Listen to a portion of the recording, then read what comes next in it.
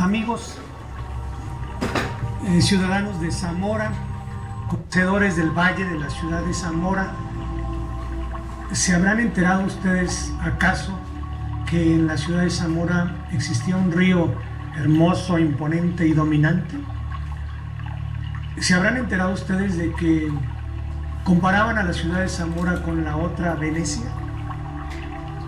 ¿Se pueden ustedes imaginar el impacto y daño ecológico de haberse robado el cauce de un río? ¿Pueden ustedes anhelar y creer que el amor a la naturaleza y al medio ambiente sea posible en una época donde el problema de la sustentabilidad de la sociedad zamorana se encuentre bajo un esquema de un gran ecocidio histórico, de la pérdida de flora, fauna y las vertientes naturales del agua? ¿Quién lo pudo haber sabido, interpretado o buscado dentro de sus análisis históricos? Pues bien, venimos a denunciar, no obstante el tiempo y el espacio, venimos a denunciar cómo es que roban el escauce del río Duero y continúan la represión histórica y sistemática contra los moradores de la ciudad de Zamora, Michoacán, apostados en el escauce del río Duero, y son procesados de manera penal los descendientes de la etnia cuatliteca, que eran los moradores de lejanas e históricas épocas en esta ciudad de Zamora, y es precisamente la que viene a hacer la denuncia. Río Duero, que antes se conocía como Yorécuaro Arandanapu, que significa río engendrador de lagunas, nombre purépecha, un río que fue timado a una población, ya no existe, fue canalizado para surtir parcelas y convertirlas a riego, mientras se desmanteló su hábitat y origen a un pueblo entero que desaparecieron en esta ciudad de Zamora. El río Duero, Michoacán y la ciudad de Zamora de Hidalgo tomaron esos nombres debido a que muchos de los fundadores eran de Zamora, España, y que a los pies de esta ciudad cruza el hispano río Duero. El río mexicano con este nombre era llamado Yorécuaro Arandanapu por los indígenas. El río Duero tiene su origen en las montañas de la Cañada de Chilchota. Desde ahí llega hasta Zamora y continúa su trayecto para desembocar en el lago de Chapala. Un segmento del trayecto de este río junto a Zamora se encuentra rodeado por sabinos y sauces, y a su alrededor fértiles tierras muestran el ambiente campestre de esta localidad. El 18 de enero de 1574 se ejecutó la fundación de la villa de Zamora por mandato del virrey Martín Enríquez de Almanza. El nombre de la villa y el río Duero, que antes se conocía como Yorécuaro Arandanapu, que significa río engendrador de lagunas, es otorgado en remembranza a los existentes en la región española conocida como Castilla Vieja, ya que la mayoría de las familias españolas fundadoras eran originarias de allí. A este lugar se le conoció como San Martín Zamora. Hay estudios michoacanos que fueron promovidos por Óscar González.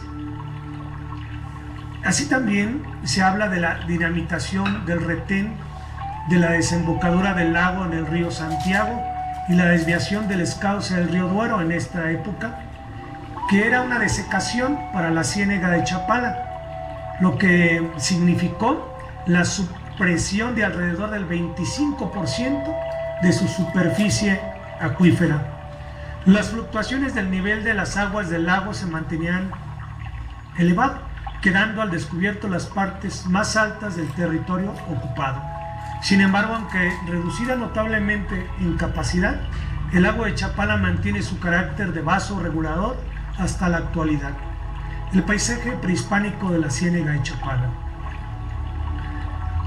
En estas ilustraciones que vamos a exponer a continuación, se muestran los antecedentes históricos del lugar, el gráfico del escauce del río Duero, También se muestran documentos históricos, uno como el Diario Oficial de la Federación, que pende del año 28 de abril de 1949, donde se desincorpora del servicio el río Duero o Zapadores por haber perdido su carácter de inalienable. Así también documentos de la Secretaría de Recursos Hidráulicos, donde se autoriza a la Secretaría de Patrimonio Nacional para que, con base en el censo de ocupantes que obra en la misma franja del escauce del río, así también a la Secretaría de Recursos Hidráulicos para que se enajene fuera de subasta pública a favor de los citados ocupantes. También el diario oficial se agrega un texto electrónico donde está el reparto agrario del Bajío Zamorano. Se advierte también que en 1917, con la creación de la Constitución Política de los Estados Unidos Mexicanos, la vigencia del Estado de Derecho sobre las tierras y aguas de la nación y a su par en el reparto agrario y la administración hidráulica por la Comisión Nacional de Irrigación, CNI, si bien existieron latifundios, estos a la nueva Constitución dejaron de tener sus derechos sobre los ríos de la nación. Existe una referencia, como lo denomina una ciudad agrícola, desde el Porfiriato. Le llamaban a la agricultura de exportación, de un autor conocido como Gustavo Verduz. Se refiere a la desecación del valle en la página 109, donde señala que las inundaciones de cada verano habían sido una gran preocupación secular de los zamoranos. Por ello se había hecho el canal de Zapadores, y también con ese fin la familia García Martínez de principio del siglo había fraguado un plan completo de desecación del valle. Como vemos, es un interés de familias portentadas, llenas de control caciquil, que interesaron en bifurcar la tarea irrigante del río para sus intereses personales. Decíamos que también, como un origen de esta analógica forma de interpretar la historia, en la ciudad de Zamora se le denominó también ciudad amurallada, la de Michoacán por su entorno natural rodeada de cerros, como el vocablo árabe Samarat, que significa esmeralda, al contemplar la verdura de su hermoso y fértil campo. En este municipio, que está ubicado en el antiguo valle de Cirándaro, que viene de la palabra de origen purépecha, que significa lugar de ciénagas. Aquí se han encontrado los restos de la cultura superior más antigua de Occidente, de México, 1500 años antes de Cristo, como lo demuestran las tumbas de Tiro, localizadas en una colina cercana a Zamora, como el Opeño. A este valle llegaron las tribus tecas, valientes y laboriosas, y se fundieron con los anteriores pobladores. Aún más tarde, en 1470, los purépechas sometieron a todos los habitantes de Calzonzi. Puso seguramente en este lugar a un cacique, o caracha o capacha. Con la llegada de los españoles a la región purépecha y al subsecuente reparto la misma, en encomiendas a los capitanes conquistadores, el valle es entregado a don Juan de Albornoz. Posteriormente hubo dos encomenderos sucesores, primero Gonzalo Sandoval y de este a Peralmíndes Chirinos. Finalmente pasó a la corona en calidad de corregimiento. Según la historia, en 1540, el virrey Antonio de Mendoza atravesó este lugar persiguiendo a los chichimecas. El 18 de enero de 1540 se ejecutó la fundación de la villa de Zamora por mandato del virrey Martín Enríquez de Almanza. El nombre de la villa y el río Duero, que antes se conocía como Llorécora Arandanapo, que significa río engendrador de lagunas, es otorgado en remembranza a los existentes en la región española como Castilla Vieja, ya que la mayoría de las familias españolas, lo repetimos, son originarias de allí. A este lugar se le conoció después como San Martín Zamora. Desde su fundación se le nombró sede de la Alcaldía Mayor. Los primeros asentamientos humanos fueron en los islotes elevados conocidos como San Bernardo y los terrenos que hoy forman parte, la plaza, donde canalizando las aguas por el Vallado del Rey. En la ciudad de Zamora se fundó uno de los valles más fértiles de Michoacán. Sus tierras estaban surcadas por un caudaloso río, al que bautizaron Duero, que nace en la cañada al sureste y se opone con el río Celio al noreste. Frontera natural entre la antigua República de Indios, Cacona, y la recién fundada de españoles. Como dice Luis González, si Zamora se dominó así por la oriundez zamorana de muchos de los fundadores, el viejo río engendrador de lagunas no tenía por qué no llamarse como el que corre a los pies a la ciudad zamorana hispana. Máxima que es mucho más fácil decir Duero que Yorecuararandanapu, que es un nombre tarasco y que significa río engendrador de lagunas. Aquí cabe la crítica al señor Luis González, que su tendencia era despojante y a favor de los conquistadores. La presencia del río modeló la vida de la villa, dándole fertilidad al valle, agua, pesca y paseos a sus habitantes, e inundaciones que les complicaba la vida en la época de lluvias. Efectivamente, el emplazamiento de la villa resultó estar peligrosamente cerca de un río que, caudaloso siempre, se desbordaba durante la época de lluvias. El agua entraba por las calles de la villa, convirtiéndolas en auténticos lodazales y obligando, según un documento del siglo XVIII, a las mujeres a despedirse unas de otras hasta el tiempo de secas. El río Duero, que era tan caudaloso en su nacimiento como en su ocaso, iba creando a su paso, según algunas descripciones, una suerte de pequeño paraíso con la generosidad de los cultivos, aves, pescados de tres tipos, flores, ganados, mayores y menores. De tal manera que era una abundancia del territorio, el mayor atractivo al ocio de sus moradores, que lo hace vivir bien hallados. Pero el río no solamente daba fertilidad a la villa, sino también su agua. Seguramente mientras Zamora no creció demasiado, el agua del río fue suficiente y estaba en condiciones de ser consumida por la población. Pero en el siglo XIX Zamora estaba creciendo a pasos agigantados. De 6.256 habitantes censados en 1822, la población era más de 12.000 en 1836, es decir, el doble en menos de 10 años. Era imperioso proporcionar agua potable a la población porque la del río era insalubre, sobre todo en la estación de aguas, que cada libra de líquido contiene más de 1 onza de barro. Para el final, queda el problema que generó este comentario. Para cruzar el río se deben haber construido varios puentes en distintas épocas. Hay por lo menos el registro de 3 que se construyó en el siglo XVII, el que se levantó en el siglo XVIII, en 1872, y el que se levantó en el mismo lugar en el siglo XIX. En 1849 terminó la construcción. Aunque parezca contradictorio, es más completa la información sobre la segunda obra, por la que detalla cuenta que presentó el alcalde Francisco Benito de Jasso. El puente debe haber sido muy sencillo y fuerte. En su construcción se usaron tezocle, arena, piedra y cal. El que también intervino fue el cura zamorano Antonio Sandoval y Rojas, quien hizo el diseño para el pasamanos.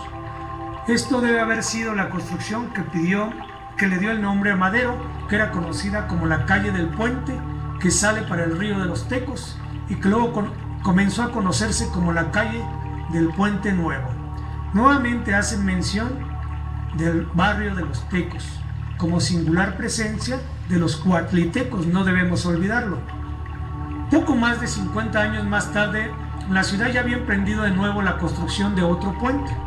En efecto, en 1847 se registró la realización de la obra, pero no se inauguró sino hasta 1849, con una ceremonia de la que fueron padrinos el prefecto Mariano Villaseñor y el licenciado Francisco Silva, y en la que oficiaron el cura Francisco Enríquez y el presbítero Manuel Garibay.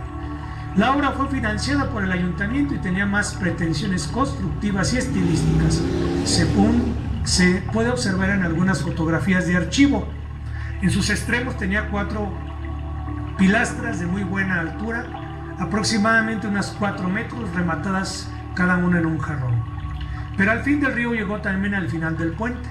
Después de la gran cantidad de solicitudes, demandadas e iniciativas particulares, condiciones políticas impulsaron una serie de obras que iban a beneficiar supuestamente a la ciudad, pero muy especialmente a los hacendados de la región. Una de ellas fue el desvío del río Duero, que hizo surgir un río nuevo, abierto por el general Pablo Rocha, quien al mando de los zapadores cumplió con las indicaciones técnicas del ingeniero Tafoya. Lentamente fueron apareciendo construcciones sobre el antiguo lecho del río, el Hotel Fénix, parte de la Maderería Valdés y últimamente el Mesón de San Fernando, mutilando parte del poniente de este puente. En tiempo de lluvias el Valle de Zamora se anegaba casi completamente. La imagen muestra un tramo de la antigua calzada en el que el nivel del agua cubre lo que ahora conocemos como el centro a desnivel del actual. En esa época no era extraño que el traslado entre ambas poblaciones se realizara a bordo de lanchas.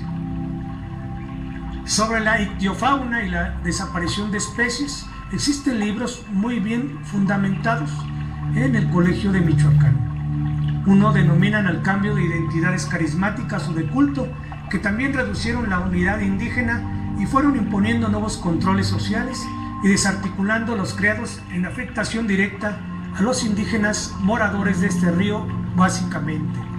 La estrategia terrorista clerical para robar el río Duero en Zamora, en medio de la trifulca de cambios liberales y de la revolución, crearon el mito del cólera morbus, o bien el ataque de una guerra bacteriológica como método de terror y de control social. Fue una deliberada forma de terrorismo psicológico, aunada a la falta de atención médica, encadenado a la ignorancia y conocimientos médicos de la zona en ese entonces.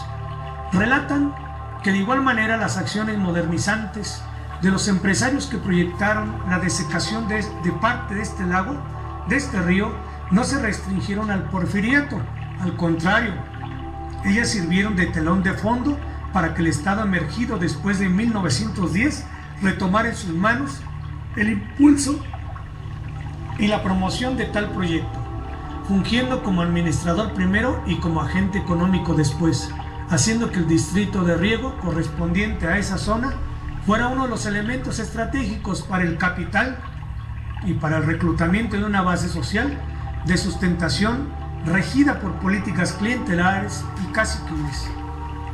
Mismos investigadores del Colegio de Michoacán, conocido como Carlos F. Márquez, y el de la Jornada del Periódico, publicado el 20 de julio del 2014.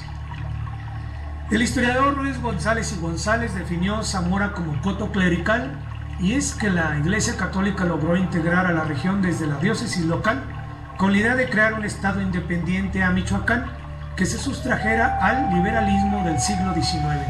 A la postre, el arraigo social del clero se entretejió con el poder político, lo que permitió consolidar al Bajío como una de las zonas más conservadoras del país y con mayor influencia en la vida pública.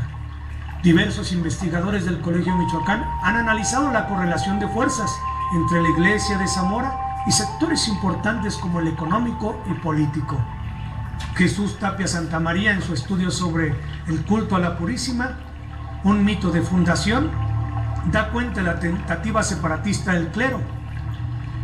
El ultraconservador Pelayo Antonio de la Bastida y Dávalos, quien fue arzobispo y regente de la Ciudad de México durante el Imperio Maximiliano, empuja en 1872 la propuesta de que todo el occidente de Michoacán, de Lerma al Pacífico, incluido Colima al sureste y Ario de Rosales al sureste, se convierta en un estado autónomo que tenga su capital en Zamora. La finalidad era crear un bastión antiliberal.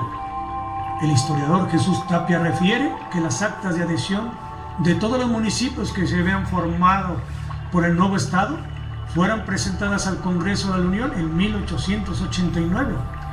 El presidente Porfirio Díaz se opone a cederles autonomía, pero Antonio Labastida es en ese momento el líder más importante de los conservadores, por lo que es necesario conciliar.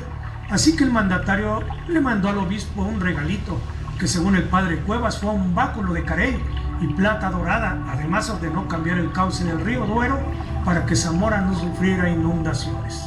Cede en el río Duero por indicaciones de Porfirio Díaz y presiones del clero y los altos cacicazgos de la época. El arzobispo no logró la autonomía, pero puso a prueba el poder de la iglesia para obtener dádivas del poder en torno y las obtuvo.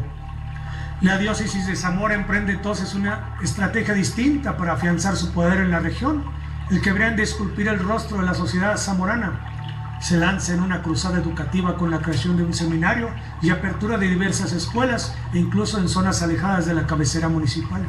Al finales del siglo XIX pertenecían a la iglesia 59% de las primarias en el distrito y el 100% de las secundarias, según el investigador Gustavo Verduzco en su libro Una ciudad agrícola, Zamora, del porfiriato a la agricultura de exportación.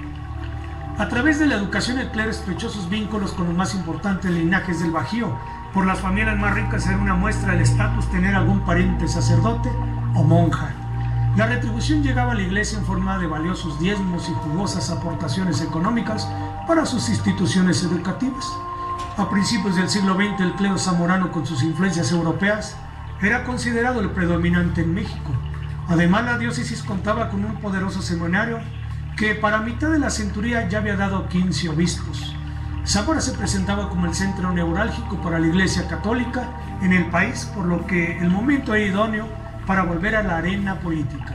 En 1913, la ciudad del Bajío es sede de la segunda gran dieta de la Confederación Nacional de los Círculos Católicos Obreros, que según Gustavo Verduzco fue quizá la primera expresión organizada de la Iglesia mexicana sobre la situación social del país.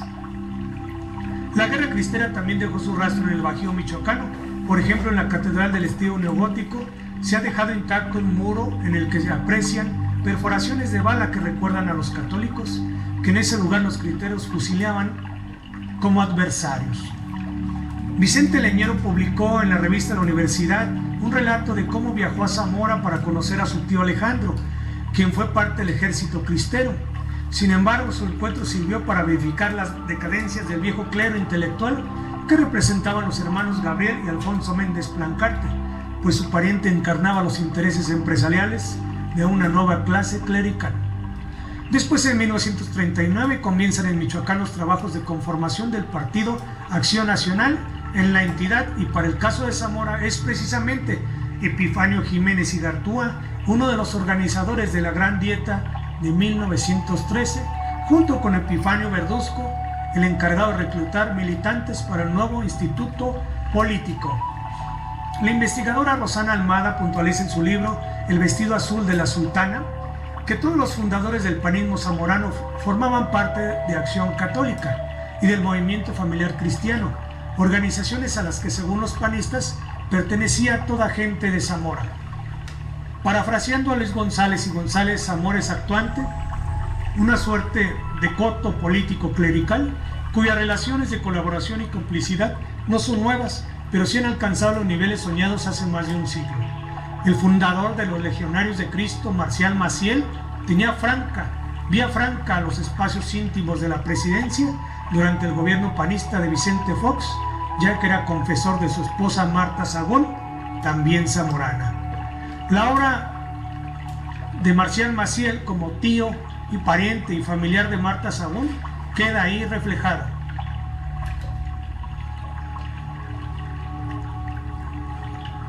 La obra más importante que el sexenio de Vicente Fox dejó a Michoacán es el Centro de las Artes de Zamora, construido junto a un costado de la catedral durante su inauguración en noviembre de 2006. Rosa Verduzco llegó al coro de los niños de la Gran Familia para que le ofrecieran un concierto a la pareja presidencial. Las organizaciones religiosas e instituciones asistenciales son actualmente el perno que articula las relaciones del clero, el sector empresarial y los grupos políticos. El cura pederasta Marcial Maciel apadrinó a mamá Rosa con sus recursos para iniciar la Casa Hogar La Gran Familia, que también ha recibido aportaciones de la iniciativa privada y gobiernos durante más de 60 años. Los casos de pederastia por los que Marcial fue defenestrado por la iglesia y la historia de los abusos en la Gran Familia son emblemáticos de la perversión de esa caridad cristiana y de la complicidad de grupos políticos que en el pecado llevan la penitencia. Hacienda de Chaparaco cita en la Municipalidad de Distrito el 28 de enero de 1916 una compraventa efectuada de Josefina y Concepción Verduzco Quirós al señor Francisco Calleja. Compra una hacienda llamada Chaparaco en 1896 de 1896 hectáreas.